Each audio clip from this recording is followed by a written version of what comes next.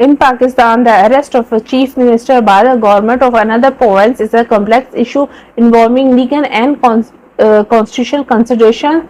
Here's a legal framework. Constitutional provision. The Constitution of Pakistan does not address the issue clearly. The arrest of chief minister by the other province government, however, it provides general guidelines for the arrest and the detention of the individuals, including high-ranking officials.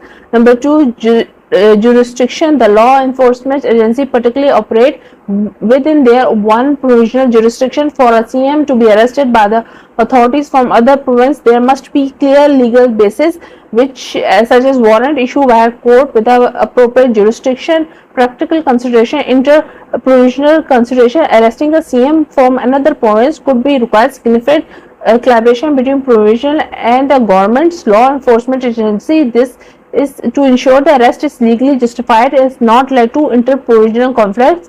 Federation involvement. In the cases of high-profile figures like CM, the federal government and the agencies such as the federal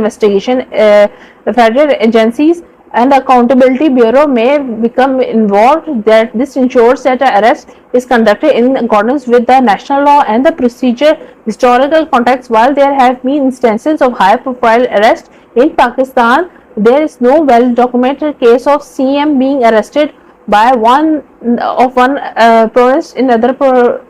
Typically, such matters are handled at the federal levels and avoid jurisdictional dispute and political tension. Example: if the CM were to be arrested another province by the government, then following steps should be involved: issuance of warrant. A court with appropriate jurisdiction could be need to issue warrant.